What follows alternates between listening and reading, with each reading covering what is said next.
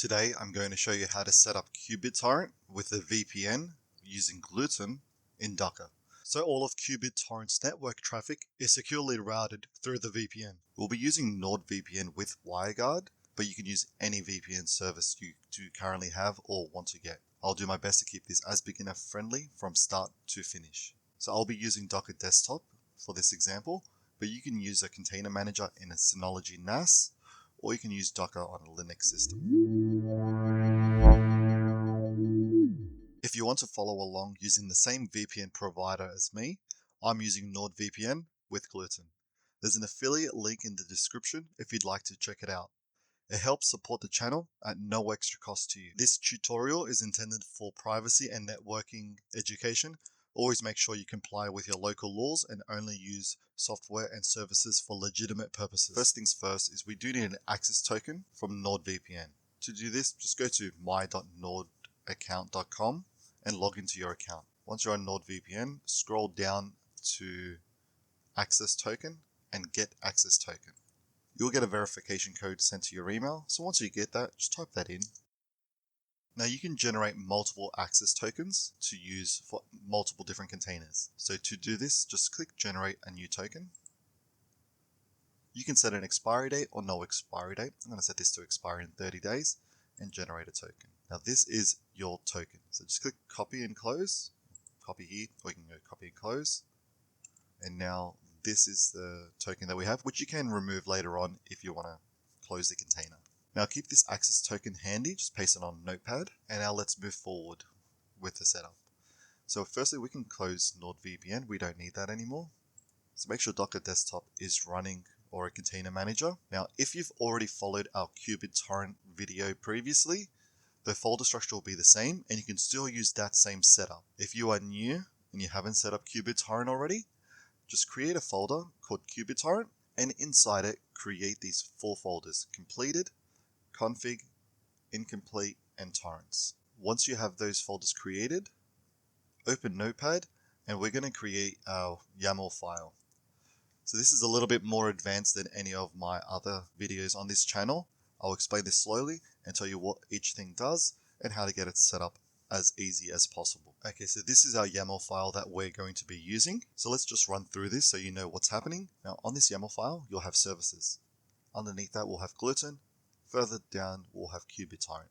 Those are the 2 separate containers that we are creating with this. In the environments sections under Gluetun, we can change those to any other service provider you're using.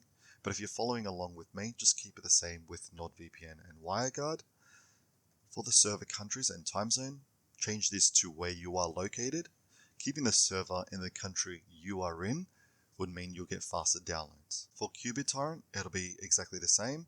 For the PUID and PGID, you don't need to do that, but you can if you'd like. Time zone, just put your time zone as well. This is mainly for the logs. Now, if you are using my existing qBittorrent tutorial and you want to keep everything the same, the settings, the config files, everything, all you need to do is access your container.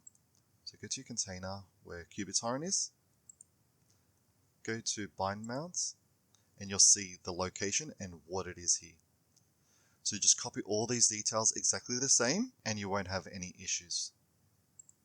If you're doing this from scratch, just open qBittorrent and put the location of these files and put that right here. Once you have your directory here, just keep these are case sensitive as config, downloads, incomplete, and torrents. So what we need now is the WireGuard private key. So to do that, press the Windows key on your computer and just type PowerShell. And then you'll see Windows PowerShell. Just select that and the above window will appear. It's not command prompt, it's slightly different. It'll say Windows PowerShell. Now once you have PowerShell open, just copy and paste the code that I have in the description into PowerShell. Once you do that, it will state that a warning because you're doing multiple lines. Just click paste anyway.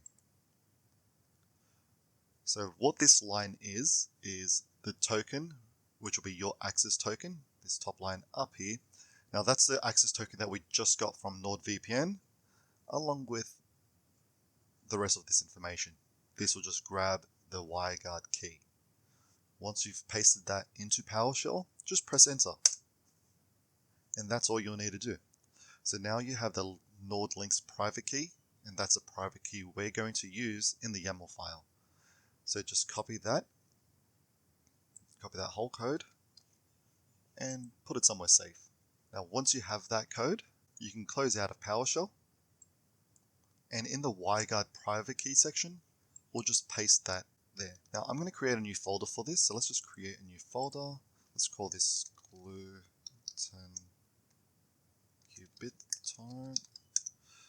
And once you have that folder created, let's just save this file. So your file, save as, put it inside the Gluetun qBittorrent file.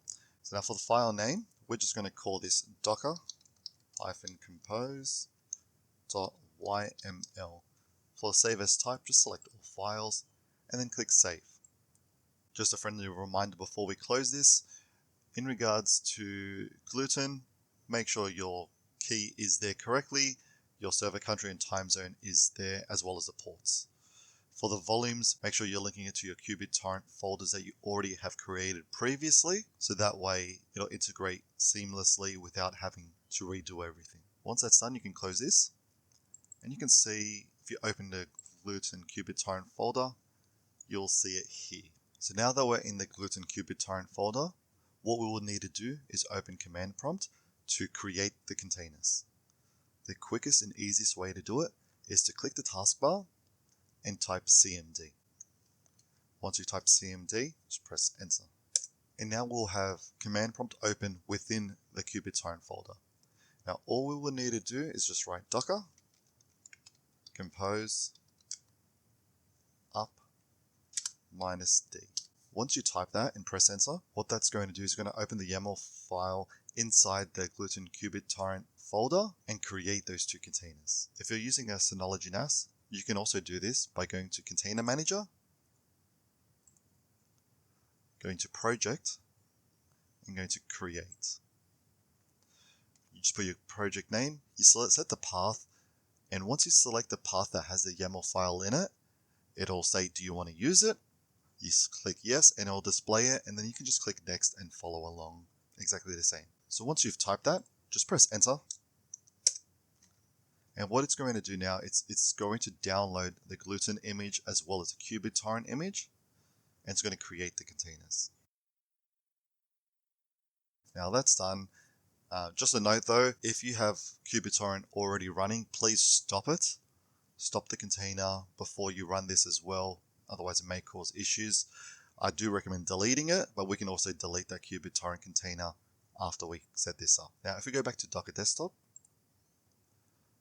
in your containers, you'll see a group, Gluetun qBittorrent. And if we open it up, we'll have qBittorrent and Gluetun here. As you can see, qBittorrent doesn't have a port. It's because it's not going to be accessed the normal way that we do on our previous video. Because it's going to go through Gluetun, you would access it through Gluetun through the VPN. So if you click 8080 or go to localhost 8080, you can access qBittorrent, and these will be the same qBittorrent as you used previously, and that's basically all you need to do. Now if you use the same folders that we created in our previous video, there is nothing you would need to change. As long as you've linked them up correctly, this will show up the exact same qBittorrent as it was before, just this time under a VPN. If you haven't watched that video, click the link in the description below to watch it, to set up qBittorrent. To confirm it is working, just go on Google and just write what is my IP.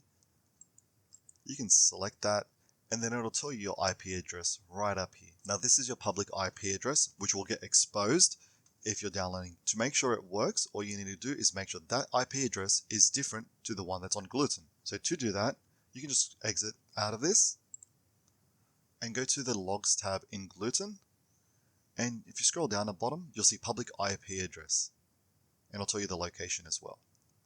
So as long as that is different to what your current IP address is, that's all fine. That's all you will need to do. Now, let's say, for example, you are on qBittorrent and then something happens to the VPN server, or your Gluetun container just magically stops. When that happens, if you refresh the page, it won't work. qBittorrent, as you can see on the bottom left, is not available, and you won't be able to connect to it.